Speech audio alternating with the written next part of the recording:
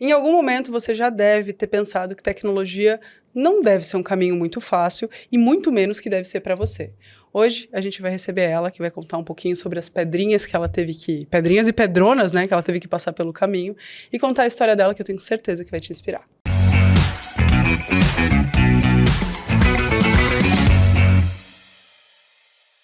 Bem-vinda, Nath. Muito feliz de te receber aqui no Fora.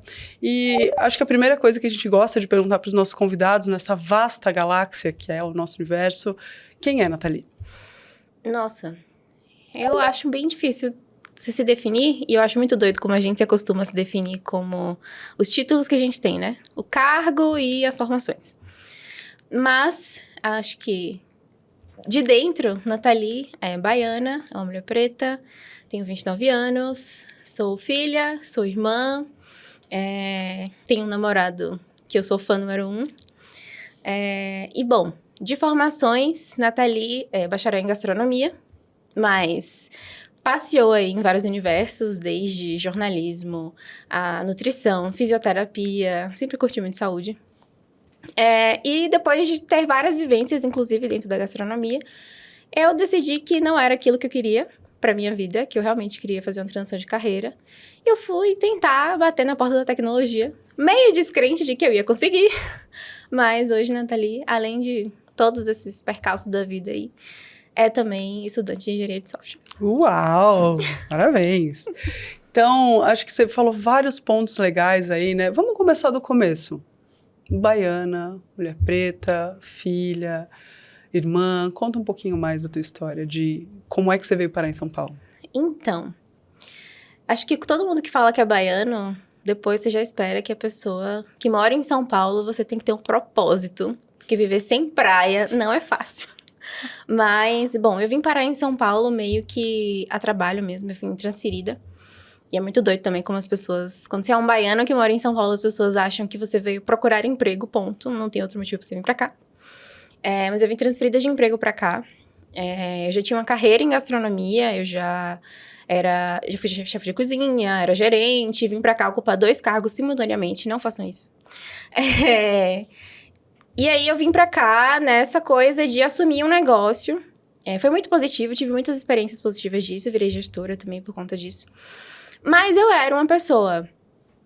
sempre tô acostumada a conviver com muitas pessoas. Eu dividi apartamento em São Paulo com minha prima e minha esposa, que eram pessoas que eram quase minhas irmãs. Convivia sempre com os meus amigos, todo final de semana, estava na rua, na praia e tal.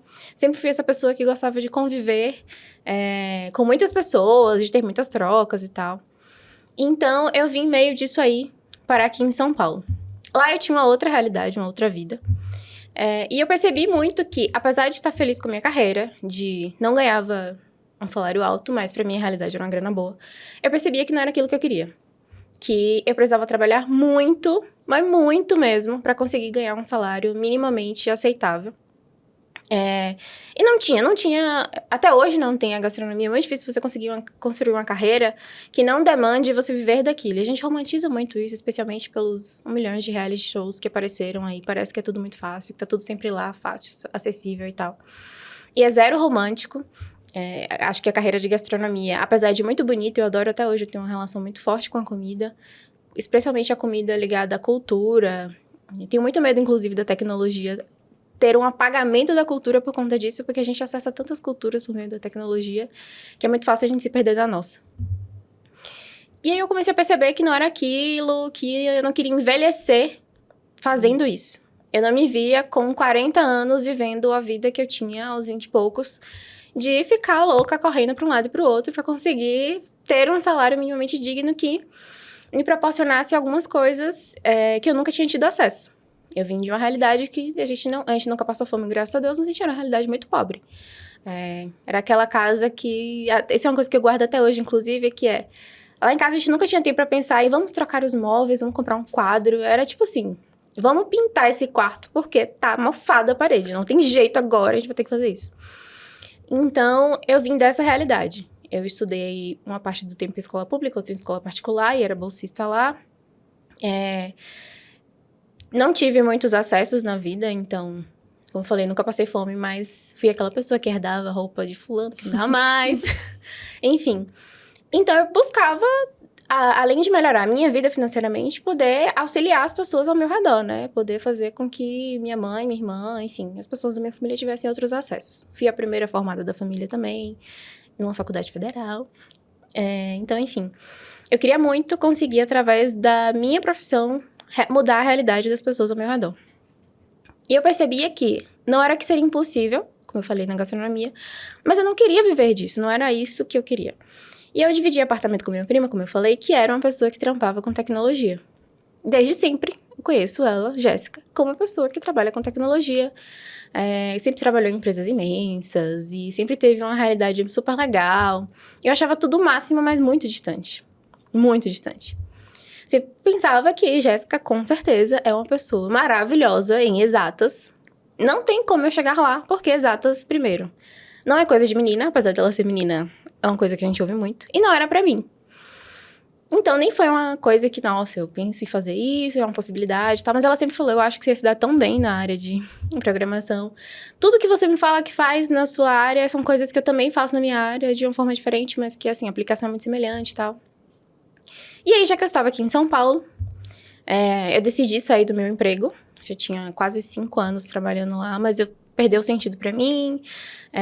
Eu tive um burnout bizarro por conta de todas as demandas que colocaram no meu colo e falaram meio que colocaram um negócio no meu colo e falaram, toma conta que o filho é teu.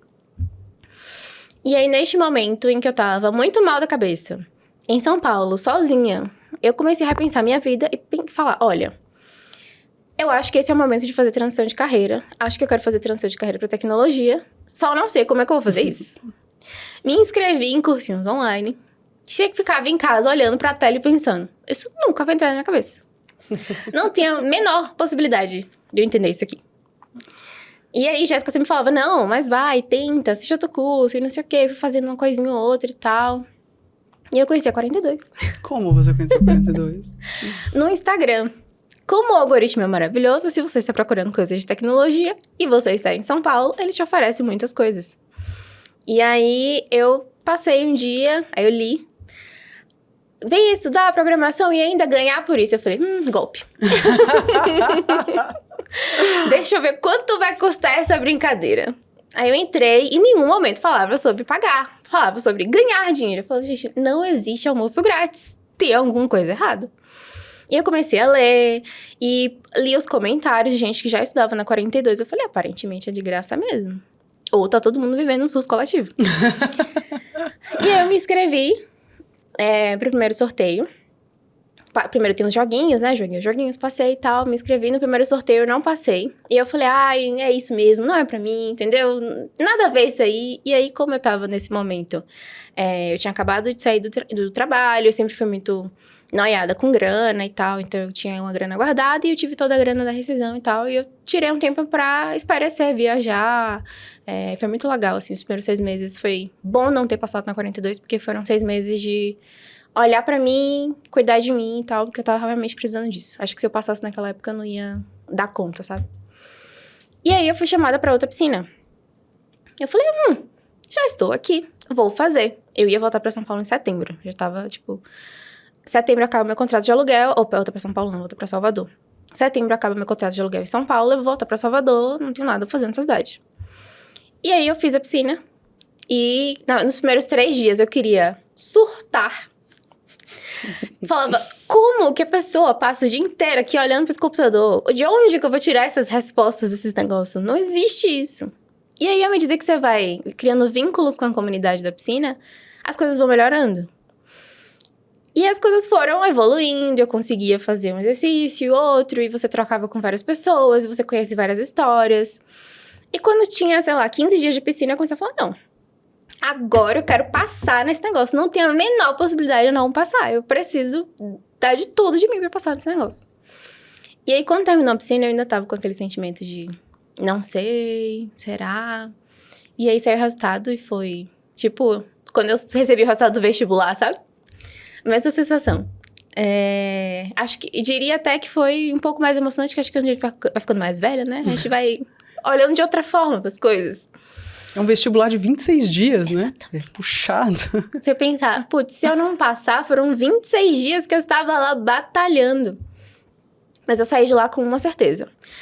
Ainda que eu não passasse na 42, eu tinha como aprender programação. Não era um bicho de 7 cabeças. Eu já tinha conseguido abrir a porta e olhar pra dentro e falar, eu consigo encarar isso aqui. E aí, quando eu passei, comecei a estudar, aí é outro choque, porque são outros conteúdos, são outras formas de abordagem, mas, de novo, eu digo isso em todo projeto, a comunidade sustenta você e te leva pra frente. E aí que eu comecei a me reencontrar em São Paulo. Eu falei, tá, já que eu vou ficar aqui por mais 1 ano e meio no mínimo, eu preciso tornar esse fundo do poço confortável. Uma mantinha. Exatamente. E aí, fiz inúmeros amigos na 42 e comecei a buscar também coisas pra fazer em São Paulo que fizessem sentido pra mim e fazer parte de grupos. E eu lembro do dia que eu fui pra um evento específico, que era um evento voltado para pessoas pretas, que foi o Afroiá Tech Conf. E depois do Afroiá, quando acabou o evento, foi todo mundo pra um samba. Todo mundo. Desde o CEO de não sei aonde, a pessoa que era eu, que tava entrando em tecnologia há poucos meses. Todo mundo, de todas as áreas, de todos os cargos, todo mundo tava na roda de samba sentado. E ali ninguém sabia qual era o seu cargo. Todo mundo sabia que você era uma pessoa na roda de samba. E eu lembro que esse foi o primeiro dia que eu olhei e falei, acho que eu estou me sentindo em casa. Ai, que lindo. Foi a primeira vez que eu me senti pertencente em São Paulo. Ai, então acho que é Nossa, que coisa linda. mega resumo. Que coisa linda. Acho que teve um momento marcante pra gente, que foi o teu vídeo. Porque, né, a piscina, para quem ainda não sabe, são 26 dias, é um mergulho maluco, que você acha que você vai aprender código, mas no final você aprende um monte de coisa além de código, né? O pessoal fala muito sobre aprender a ser, não só aprender a ser. E eu acho que é tão bonito de ver o teu olhar, né? Porque é uma coisa muito pessoal e muito de dentro, de o quanto aquilo significou para você, o como você lidou, todas as desconfianças, né? Esse lugar muito limpinho, muito arrumadinho, de graça. Em algum momento você vai chegar o boleto, não chega, tá, gente? Realmente não chega. Né? Não chega. Não chega. E eu fico super feliz, assim, de ver toda a tua trajetória. Eu acho que essa conquista, né? E eu acho que tem outro ponto que para mim é o mais legal, que obviamente, a piscina é um momento catártico, assim, né? Tipo, meu Deus, que coisa maluca, eu tô passando por isso e tal. Você entra, mas eu acho que você dá esse give back, você dá esse retorno, se envolvendo com outras comunidades, é a coisa mais importante, que é você espalhar a palavra, as suas crenças, as coisas que você acredita, como você vai apoiar pessoas, como você vai apoiar as pessoas que você conheceu naquela roda e que em algum momento talvez podem estar, tipo, nossa, ela estava lá no Afroiá, que massa, e agora ela faz a 42, queria conhecer um pouco mais. Então, acho que eu vi uma frase muito bonita esses dias, que era, a gente não tem noção do nosso impacto e onde as nossas palavras chegam, né? E você é uma pessoa que traz muito, né? Então, nas suas redes sociais, no seu LinkedIn, você está sempre compartilhando. Me conta um pouco dessa tua relação com essa criação de conteúdo. Então, desde criança eu sempre fui muito faladeira. Demais. Eu amo essa palavra, faladeira é muito bom. Demais, muito comunicativa. E eu sempre tive uma relação muito grande com pessoas que eram muito mais velhas do que eu. Porque eu vivia, primeiro, numa casa em que era eu, minha mãe, minha tia, minha outra tia, meu tio e minha avó. Era uma casa na capital, em Salvador, mas era casa de interior, sabe? Que moram 20 pessoas numa casa. E era uma casa grande, justamente porque era uma casa que meu avô conseguiu comprar um terreno, enfim. Então, eu estava sempre rodeada de muitos adultos, não tinham crianças ao meu redor. Eu me acostumei a isso. E adulto está sempre conversando, principalmente quando são vários adultos. Eu insistia nessa comunicação com essas pessoas e elas me estimulavam bastante a falar mesmo, etc, etc. E eu convivia muito com amigos de minha mãe também, enfim. Eu sempre estava rodeada de muitos adultos. E a gente tem essa ideia de que criança fala muito, mas porque normalmente você está num ambiente que tem você e a criança, ou você e várias crianças, e elas estão interagindo entre elas. E eu queria conversar sobre as coisas. Tudo que eu vi, eu queria saber o que era, por que era. A fase dos porquês nunca passou pra mim, eu entrei nela e tô nela até hoje. Então, eu sempre curti isso. Tive aquele momento que todo mundo tem na infância de a mãe ou qualquer adulto que tá por perto mandar calar a boca. Que foi um momento que eu comecei a responder tudo com Era minha bisavó, me chamava de Nathalie. Mas depois que eu cresci e eu entendi o poder da comunicação, eu sempre voltei a isso. Eu gosto de falar, eu gosto de conversar, de ouvir histórias e tal. E eu comecei a me perceber como uma pessoa que tinha uma certa facilidade pra isso. As pessoas, eu tenho medo de ir lá na frente e falar, eu falo. Eu tenho medo de conversar, eu converso. E aí eu comecei a produzir conteúdo nesse sentido. Eu queria falar sobre as coisas que eu gostava. Eu falava muito sobre comida. Até hoje eu falo muito sobre comida. Eu tive aquele momento, 100%, vou num lugar e quero criticar e mostrar minha opinião e tal. Mas mais do que isso, quando eu entrei em gastronomia, eu comecei a perceber que eu podia dar os dois olhares. Tanto o olhar técnico, quanto o olhar de, sei lá, eu fui nesse restaurante e eu quero mostrar como é o banheiro do restaurante. Ninguém sabe como é o banheiro dos lugares. Você não mostra, não, quando você faz um vídeo do banheiro. E fazer comentários sobre isso. E aí, foram surgindo outras coisas. E eu comecei a estudar também. Nenhuma pessoa preta nasce com letramento racial, né? Você vai aprendendo. E eu percebi que toda pessoa, toda não, mas ancestralmente as pessoas pretas, elas desenvolvem muito a oralidade. Elas não tendem a desenvolver a escrita. Então eu comecei a pensar também sobre, eu adoro escrever. Então eu tive meu tempo do blog também, eu tenho uns textos que até hoje fazem sentido, ainda bem que não estão no A Mais. Porque tem umas coisas bizarras, mas eu tenho textos que até hoje, que eu escrevia, sei lá, quando eu era adolescente, que eu ainda fazem sentido. Gostei de uma época de escrever contos também e tal. E isso foram coisas que foram me chamando a atenção. Mas as redes sociais gostam de vídeos curtos, rápidos. E eu nunca curti isso, eu sempre achei um absurdo. Como que eu vou te ensinar a fazer um bolo?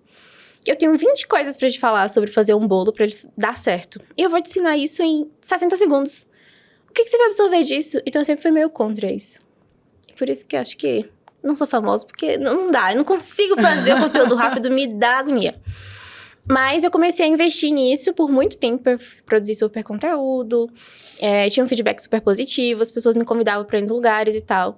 Mas no momento em que gastronomia deixou de fazer sentido pra mim, foi uma coisa que eu coloquei do ladinho, porque tudo que era sobre isso não me apetecia, sabe? E eu comecei a fazer conteúdo de viagem, e meio que minhas redes sociais viraram um lifestyle de Nathalie. Uhum. Quando eu não quero falar nada, eu não falo nada, mas quando eu apareço por lá, normalmente eu gosto de falar alguma coisa que faça sentido. Ou falar besteira do dia a dia. E quando eu entrei na 42 também, eu comecei a falar sobre projetos que a gente fazia e tal. E isso também começou a tomar muita proporção do que as pessoas falavam. Eu não estou entendendo nada do que vocês estão falando. Então, por favor, me explique. E eu comecei a fazer alguns conteúdos, ou minimamente chegar pra pessoa e falar, eu tenho que fazer um projeto que é assim, assim, assim. Você consegue entender? Não. Então, eu vou desenhar pra você, pra que isso faça sentido, pra que você perceba que o que eu tô fazendo não é muito distante. E aí, quando eu passei na piscina, eu fiz vários videozinhos dos meus dias, porque eu queria também não esquecer aquilo que estava acontecendo. Eu percebi que seriam 26 dias muito intensos, seriam cansativos, mas que seriam muito proveitosos. Em vários momentos eu pensava, putz, eu quero olhar isso aqui de novo. Eu não sou a pessoa que vai no show, grava o show e nunca mais assiste o vídeo. Eu sou a pessoa que assiste os vídeos. Uhum. E eu passei o mesmo na minha galeria e tal. Eu falei, eu quero gravar vários momentos. E aí, quando... antes de eu descobrir que eu tinha passado, eu fiz o vídeo. Mas, à medida que você vai crescendo, você vai entendendo as merda que rolam na sua cabeça. E eu sou uma pessoa que me auto-sabota demais. Então eu falei, eu não vou postar esse vídeo até sair que eu passei. Porque se eu postar e eu passar, eu vou dizer pra mim que eu só passei porque eu fiz o vídeo. E as pessoas também vão dizer isso. Então eu só vou postar depois que sair o resultado. Passando ou não passando, eu vou postar o vídeo. E quando eu descobri que eu passei, eu falei, agora eu vou ter que mudar pra contar a história direito. E ficou lindo, né? O jeito que você finalizou. Depois eu vou deixar o link aqui embaixo pra vocês poderem assistir o vídeo também. Ficou muito lindo aquele vídeo. Sim. E eu acho que tem esse lugar muito legal que você falou, Nath, que é... Primeiro, eu quero ver. Então, criar um conteúdo interessante o suficiente para você querer revisitar. Tem um ponto também que eu acho muito legal, que é, se você tem vontade de construir conteúdo, construa o conteúdo que você tem vontade, não o que o algoritmo pede. Porque senão a gente fica refém disso. Eu sempre gosto de citar o Fábio Akita, né? Cara, os vídeos do Fábio Akita tem uma hora e meia. Uhum. E você vê a retenção dos vídeos dele, é uma coisa surreal. Tem, inclusive, na 42 tem um vídeo que aparece, né, nos vídeos dele, em que ele fala sobre a 42 no minuto 50. E vários alunos nossos vieram para 42 porque o Fábio Akita falou no minuto 50 de um vídeo X que ele estava fazendo sobre a 42. Então, se você tem vontade de explicar mais a fundo, se essa superficialidade não te atende, não deixe de criar conteúdo por isso. Se você quer escrever, escreva, porque eu acho que sempre vai ter público, né? E me conta um pouquinho sobre essa transição de carreira que você quis fazer. Tem alguma coisa que você já tá vislumbrando ou você tá aqui curtindo a praia por enquanto? Praia não, né? Porque o sol tá forte nessa praia. Então, olha, eu tenho tido muitos surtos nesse sentido de... Eu conversei, inclusive, minha prima tá na minha casa agora. E aí, nos últimos dias, eu conversei com ela de que eu tô me sentindo na faculdade de novo. Sabe quando você tá na faculdade e você pensa que, sei lá, você faz direito. Aí você pensa, eu vou fazer direito, eu vou ser advogado e vou, sei lá, ser advogado na vara de família, não. E aí você percebe que, nossa, mas eu não preciso ser advogado. Eu posso trabalhar com isso, com aquilo, com aquilo, com aquilo, com aquilo. Eu tô nesse momento. Nossa, eu posso trabalhar com agilidade, eu posso trabalhar com produto, eu posso trabalhar como back-end, como front-end, eu posso ser DevOps, eu posso, e eu tô tipo, meu Deus, tudo é tão interessante. Eu quero tudo, né? Assim, quando eu entrei na Quarediz, eu falei, nunca que eu vou trabalhar com back-end. Eu odeio back-end, eu quero ser front-end, eu quero aquele negócio de mudar a corzinha do botão. É isso que eu quero pra minha vida. 2 meses de 42, nunca que eu quero trabalhar com front-end. Ridículo esse negócio, não gostei. Eu quero trabalhar com back-end, eu nasci pra fazer isso. E eu não quero, enquanto eu não me sentir pronta pra encarar uma vaga de dev, eu não quero escolher. Eu quero me jogar. Tipo assim, o que eu consigo fazer hoje? Eu consigo me jogar numa vaga de back-end e eu vou trabalhar com a linguagem X. Nunca nem ouvi falar, nunca nem vi a linguagem X, mas eu vou sentar, vou estudar, vou aprender e tal. Porque eu quero descobrir o que eu quero fazer de fato. Tem muitas coisas com que eu flerto muito e eu penso muito em vincular a minha experiência de gestão com a minha experiência de engenharia de software, mas sem pensar muito. Eu vejo muitas coisas que fazem sentido pra mim. Por exemplo, procuro muito saber sobre agilidade, porque é uma coisa que, depois que eu descobri que existia agilidade, eu fui ler sobre, eu fui procurar saber sobre, estudar sobre, eu falei, eu já faço isso há muito tempo, eu só não sabia que tinha um nome. Mas eu já sou essa pessoa que faz várias coisas que a agilidade desenvolveu e que chegam até as outras pessoas e você só não sabe que alguém sentou e estudou sobre aquilo. E tem um conceito e um nome bonito, né? Exatamente. Então, eu penso muito em trabalhar com agilidade, acho que faz muito sentido pra mim. Tem muitas coisas que eu acredito e que eu acho que dão match com um cargo de agilista. Mas eu quero muito ser dev também. E me apresentaram um conceito maravilhoso, que é um conceito meio pejorativo, mas que eu falei, isso pra mim é maravilhoso, que é ser dev de palco. Dev de palco. Pois é, eu falei, nossa, eu vou adorar ser a pessoa que fala, que se comunica com as pessoas, que dá palestras, que dá cursos, etc. E falaram, você quer ser dev de palco? Eu falei, sim, por que não? Por que a gente tem essa ideia de que, claro, existem muitas pessoas que são meio, digamos que charlatão mesmo, a pessoa que nunca fez aquilo, nunca viveu aquilo, e quer te ensinar uma coisa que ela não sabe sobre. Ela é só uma pessoa que vende uma palestra cara. Não é isso que eu quero. Eu quero ser a pessoa que fala com propriedade sobre aquilo e usar, já que eu sou uma boa comunicadora, por que não seguir este caminho?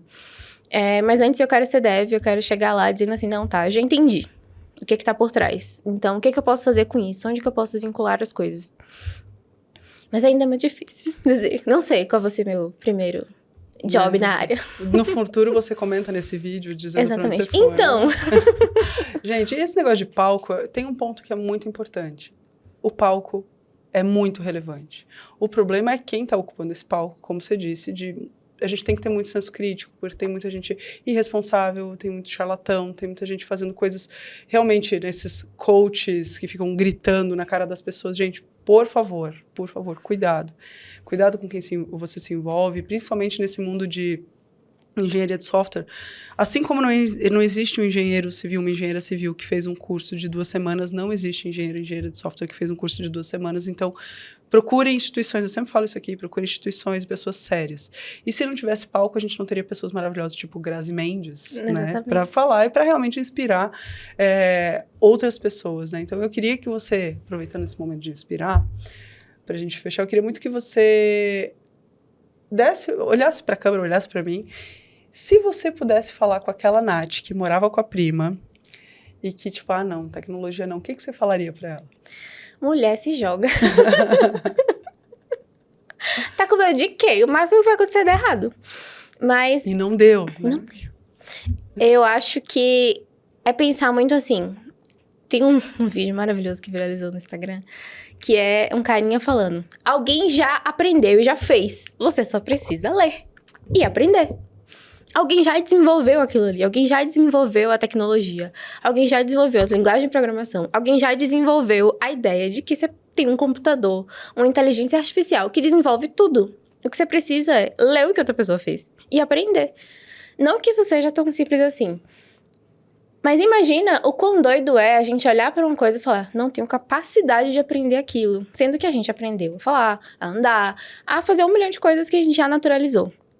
Então, eu acho que tenta, se joga, vê o que faz sentido pra você e aprende, que é uma coisa que a gente aprende na 42, aprende a aprender. Qual é o seu processo de aprendizado? Se você descobre como é que você aprende, você consegue desbloquear esse lugar na sua cabeça que vai falar, deixa eu tentar, deixa eu ler sobre isso, deixa eu fazer um exercício sobre isso. Então, eu acho que é muito valioso esse processo de olhar para o aprendizado, para a educação, como algo que não é impossível, que é viável, desde que você aprenda como é o seu processo de aprendizado. Eu amo aquela frase de que o impossível é uma questão de opinião, né? Então, e a gente tende tanto a nos sabotar e a gente deixa de viver coisas incríveis por conta do medo do desafio. Eu gravei um episódio falando sobre repertório emocional e o quão importante é a gente identificar de onde vem esse medo? Por que você está sentindo medo? O que pode acontecer de tão terrível se você se jogar para aprender uma coisa diferente? Teve uma querida da 42 Network, ela é da 42 de Berlim, e ela é zero técnica e ela resolveu fazer a última piscina. E ela fez, inclusive, se vocês quiserem dar uma olhada no YouTube da 42 Berlim, ela fez um vlog sobre como foi a piscina para ela, e tem uns takes maravilhosos dela falando, é uma lição de humildade, é uma lição de humildade, realmente uma lição de humildade. Ela fala isso várias vezes, porque você se despe das coisas que você já sabe. Às vezes, né, como você falou, poxa, em gastronomia você já tinha construído uma carreira, você já estava numa posição super legal, e aquilo para onde pode te levar mais? Será que não vale a gente bifurcar esse caminho e tentar uma coisa nova? Conhecer novas pessoas, conhecer uma nova área, isso oxigena o nosso cérebro, né? Se a gente está falando, como você começou falando eu não me via idosa fazendo isso. Então, eu acho que vale muito a gente pensar que idoso a gente quer ser, né? Uhum. Eu, por exemplo, morro de medo de ser aquela idosa que fica falando besteira. Então, eu falo assim, gente, para não ser a idosa que fica falando besteira, né, obviamente que a gente tem idosos maravilhosos, você precisa se atualizar, você precisa conhecer outras pessoas, outras culturas, outros pontos de vista. Então, é importante você, né, tá sempre se oxigenando o seu cérebro. Então, se por acaso você tá aí, tipo, não, mas é que eu tô com preguiça. Como é que você falou? Se joga, mulher. Se joga. E eu acho que a ideia também é de que não tem idade pra parar de aprender. Não tem idade que você fala, não, agora eu tenho 60 Terminei anos, a faculdade. Sábio. Exato. Acabou. Tudo que eu tinha pra aprender, eu já aprendi. Já fiz uma faculdade, já era. Porque a gente acha que com 20 e poucos anos a gente tá velho já. Acabei a faculdade, já era. Não tem isso. E na 42, o currículo ele é desenhado para que quando você acaba é o começo, na verdade. Uhum. Né? Porque eu estava até conversando com o pessoal que termina o Transcendence, né? Que é o nosso Common Core, que é a parte base da 42. Todas as pessoas que eu falo, eles falam assim, nossa, agora eu tô feliz que eu acabei o Common Core, que eu tenho tempo para estudar. Porque é isso, você vai começar a estudar, é só depois. Porque, por enquanto, você está aprendendo a base para que você saiba por onde começar. Não significa que você terminou o Common Core e você é uma super desenvolvedora, super desenvolvedora, porque você não sabe ainda nada sobre inteligência artificial, você tem toda uma trilha para estudar. Você não sabe nada sobre cibersegurança, você tem toda uma trilha para estudar. Então, acho que o segredo de qualquer pessoa que queira estudar, né, tecnologia é saber que você jamais vai parar de estudar. Na verdade, isso para todas as áreas deveria ser assim, né? Então, querida, deixa o seu recado, manda beijo pra mãe, pro boy, pra quem você quiser agora. Nossa, acho que o maior recado, além do beijo pra todos os amores da minha vida, teria que ser uma lista bem grande. De fato, tenta. Acho que tecnologia não tem cara, não tem personalidade. Tecnologia, inclusive, precisa de diversidade para a gente conseguir mudar vários cenários por aí que ainda são extremamente racistas, machistas, homofóbicos. Então, precisa de diversidade para que a gente consiga desenvolver coisas muito melhores. Eu vivi na pele o que é a importância da diversidade nos espaços para que a gente consiga estabelecer comunidades que são muito mais desenvoltas do que quando a gente tem um círculo fechado de pessoas que são todas iguais. Então, meu recado é pra você, se joga aí e tô muito feliz de estar aqui também, de ter vindo aqui. Obrigada, Nath. Inclusive, já vou deixar aberto aqui o convite para que você volte aqui como host do programa. Então, já arranje alguém para entrevistar, porque nos próximos episódios vamos ver se ela topa de vir aqui como host. Beijo para você. Tchau, tchau.